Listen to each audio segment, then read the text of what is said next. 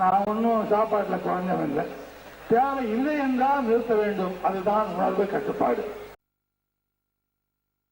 அளவுக்கு உணர்வின் அடிப்படையிலே, மனசாட்சியின் அடிப்படையிலே மனிதாபிமானத்தோடு நாம் நம்மை கவனித்துக் கொள்ள வேண்டும். நாகேஷ் எல்லாவற்றையும் சொன்னார். அவருக்கே வெட்கமா இருந்ததோ என்னமோ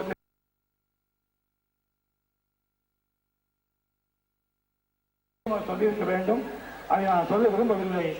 அதை நிறுத்திவிட்டால் இப்போது நன்றாக இருக்கிறார். கலையால் அவர் காய்ந்து போகவில்லை. தேவையற்ற நாம் எங்கெங்கோ அழைத்துச் செல்லப்படுகின்றோம். அதை நாம் தவிர்க்க வேண்டும் என்றால் நம்மை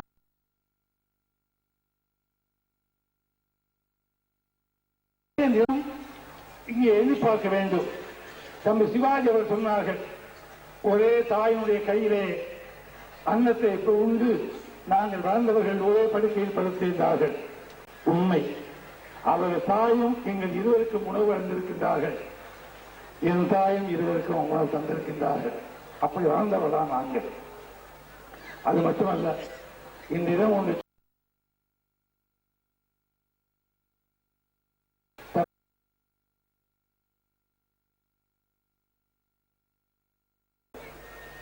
என்று யாரோடு வந்தார்கள். எனக்கு அதை தோன்றவில்லை. சிவாஜி என்னை பார்க்க வந்தவுடன் அப்போதுதான் என்னை பிரித்துக் கொண்டு நான் அழுதேன். அந்த உணர்வு எங்களிடம் இருந்தது. யாரோட பிரித்து பேசிக் கொண்டிருந்தார்கள். நான் என் உணர்வை வெளிப்படுத்த முடியாமல் அமுக்கி அங்கே சொல்ல முடியாத அளவிற்கு, அது அஸ்திவாரம் போடக்கூட முடியாத அளவிற்கு, அது அஸ்திவாரம் வெடித்து போகின்ற அளவிற்கு அங்கே சூழ்நிலை இருந்த போதெல்லாம் எண்ணம் என்று இருந்தால், நல்ல வழி என்று இருந்தால், பகுத்தறிவு என்று இருந்தால், மனிதாப இங்கே பார்க்கிறோமே இத்தனை கலைஞர்கள் பயன்பெறப் போகிறார்கள். சரவணன் சொன்னார், இந்த சட்டத்தை கொண்டு வந்து எங்களுக்கு பாதுகாப்பு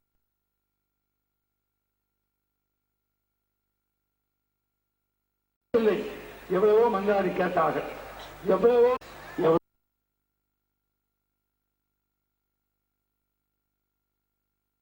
காம்பவுண்ட் டாக்ஸ் முடியாது என்று சொல்லிவிட்டார்கள். என்ன காரணம்? அந்த சட்டம் இருந்தால் எந்த நீ 2000 அதிகமாக விட்டு விட்டாய், இப்போது சொல்ல முடியாது. அவர்கள் நியாயமான அந்த அளவுக்கு எவ்வளவு கூட்டம் சேர்க்க முடியுமோ அந்த அளவுக்கு அவர் சேர்க்கலாம். ஒரு ஒட்டுமொத்தமாக இவ்வளவு கலெக்ஷன் ஆகும் என்றால் அந்த பணத்தை கொடுத்திருப்பீர்கள் என்னமோ 22 கோடி ரூபாய் அரசுக்கு அப்போது கிடைத்தது. இந்த காம்பவுண்ட் டாக்ஸ் நாங்கள் கொடுத்ததன் விளைவாக 36 கோடி ரூபாய் தமிழக அரசுக்கு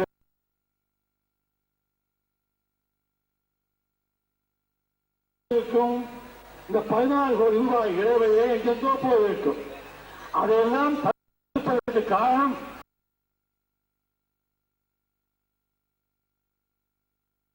கொண்டிருந்தவன். நான் ஒரு தயாரிப்பாளராக, இயக்குநராக, ஏதோ நடிகனாக இருந்த காரணத்தால் இவைகளெல்லாம் தெரிந்தது. செய்கிறோம், இன்னமும் செய்ய இருக்கின்றோம். ஆனால் தங்களுக்குள் சில நல்ல காரியங்களுக்காக கொள்ள வேண்டும். நான் கேட்டுக்கொள்கின்றேன். இப்போ சிவாஜிக்கும் எனக்கும் எந்த பிரச்சனையும் இல்லை. நடிப்புத்துறை இந்த நடிப்பில் இருக்கும்போது சம்பந்தம் இல்லாவிட்டாலும் அந்த பிரிவினை உண்டாக்கி உண்டாக்க பார்த்தார்கள். சில சமயம் மனிதர்களுக்கு இயற்கையாக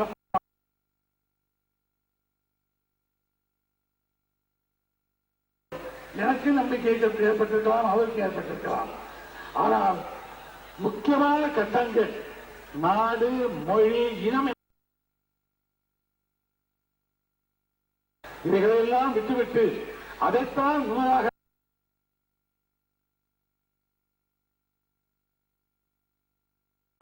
அதற்கு இடம் கொடுப்போமே தவிர வேறு வழியை நாம் நமது இளைஞர்கள் பாராட்டினார்கள் என்றால் அவர்களுக்கு ஒன்று சொல்லுவேன், உங்களுக்கும் நீங்கள் மக்களுக்கு தருகின்ற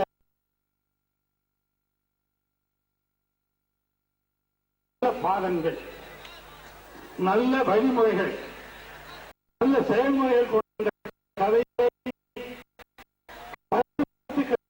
சொல்லி மக்களை நீங்கள்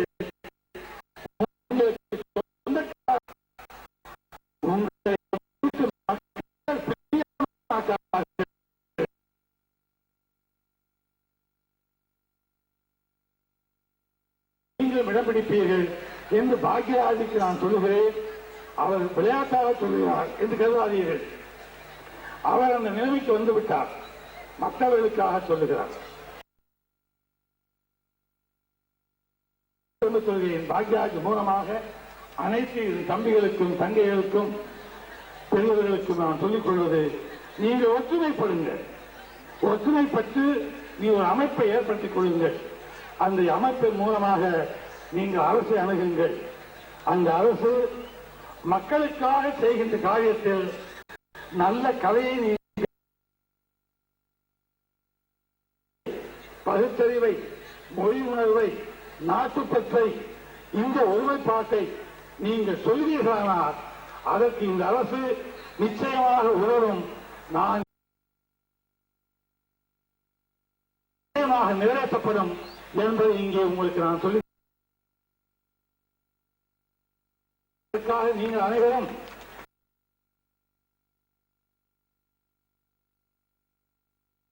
அல்ல, உங்களை காப்பாற்றிக் கொள்ள, உங்களை கேட்டுக்கொள்ள அந்த காரியங்கள் நீங்கள் செய்யுங்கள் என்று நான் கேட்டுக்கொள்கின்றேன்.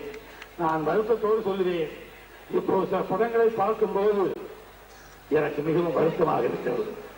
ஒரு படிப்பினை இல்லை, ஒரு கொள்கை இல்லை, ஒரு வரைமுறை இல்லை, எப்படியோ அது போய்கொண்டிருக்கிறது. இது போனால் ஒன்றை நான் திரும்ப திரும்ப வற்புறுத்திக் கொள்ள விரும்புகின்றேன். முதலில் பனியன் இல்லாதவனுக்கு பனியன் போட்டால் போதும் என்று இருக்கும். ஒரு அரக்கை சட்டையாக போட வேண்டும் என்ற ஆசை பின்னால் வரும். அப்புறம் முழுக்கை சட்டை என்று வரும். அப்புறம் சூட்டு கோட்டை என்று வரும். அதுக்கு பிறகு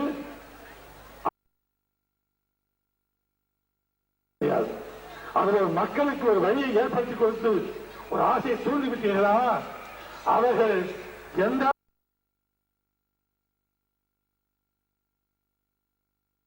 நீங்கள் சிந்தித்து பாருங்கள். 5 ஆண்டுகளுக்கு பிறகு இந்த சினிமா துறை இப்படியே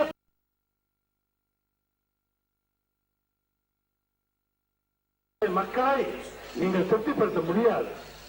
வேண்டாத படங்கள் வருகிறது வெளிநாட்டிலிருந்து, அதை பார்க்கக்கூடாத இளைஞர்கள் என்று சொல்லி தலைமூட்டாலும் கூட பார்க்கக்கூடிய நிலைமை இங்கே இருக்கிறது என்று நீங்கள் தெரிந்து கொண்டிருப்பீர்கள்.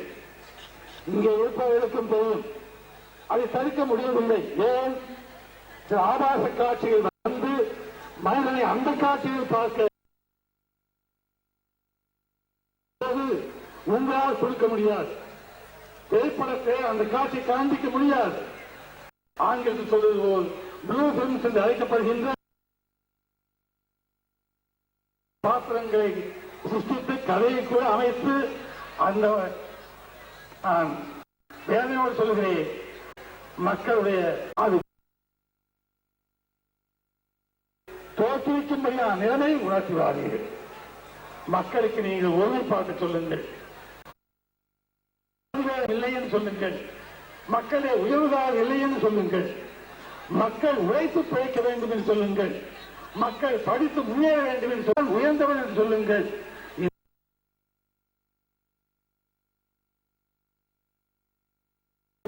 இல்லாவிட்டால் இந்த முகமூடி கொள்ளையோ, ரயிலை கொள்ளையடிப்பதோ, சாதித்த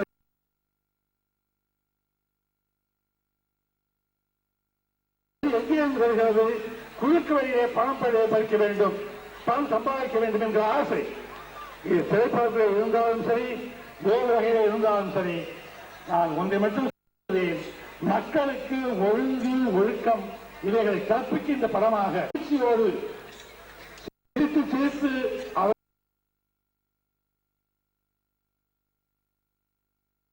மனநிறைவு கொள்ளும்படியாக செய்ய